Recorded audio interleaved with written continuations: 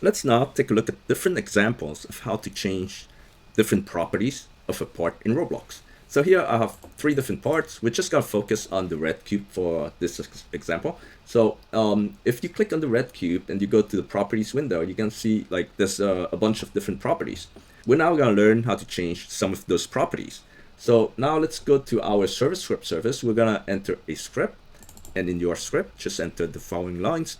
On the first line, we're declaring the red cube. On this line here, we're changing the transparency property of the red cube. So if you go to the red cube, select the red cube, right? And go to the properties window, look for the transparency property. You can see that it goes from 0 to 1. So it is a number. And to change the property, you just enter a new number. For example, here I'm changing the property, the transparency property of the cube. You can see as I enter a new number for the transparency, it changes the transparency of the part. So when you enter 1, it disappears. And if you enter anything between 0 and 1, then it's like semi-transparent. Back to 0, then it's back to normal.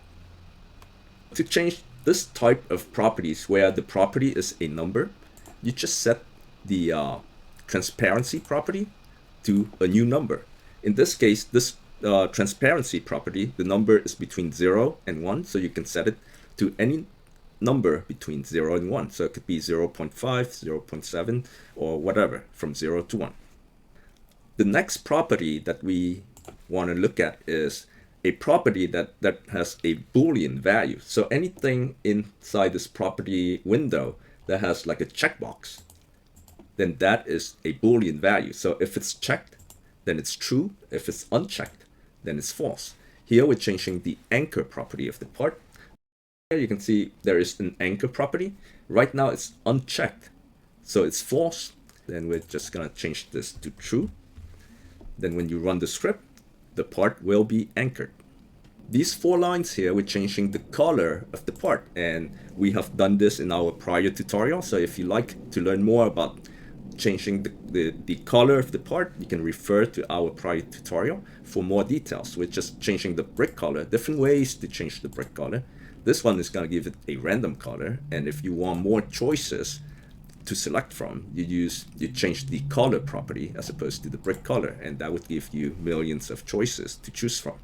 The main lesson I want to add here is how do we change the property, the material property of a part. So here you see there's a material property of the part, and if you click here, you're gonna see there is a drop-down menu for you to select from. So there are all these different types. So how do we change from plastic to grass, let's say, right? Using script.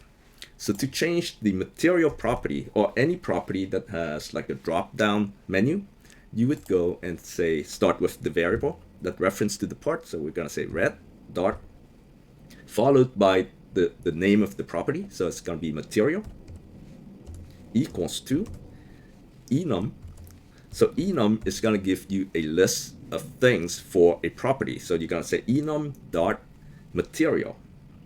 And you can see here there are different kinds of stuff here. So all these are like the properties that has the drop down list. So say if you wanted if you're working with user input type, then you would come here and you say enum dot user input type. But right now we're changing the material property. So we're going to say enum dot material dot again, and this is the list right here. So this is the same list that you would see when you click on this material here. And now we're just going to select grass as it, right? So we're going to change it to grass, and that's it. That's how you change the material property of a part. And these are how you change all the different types of properties of a part.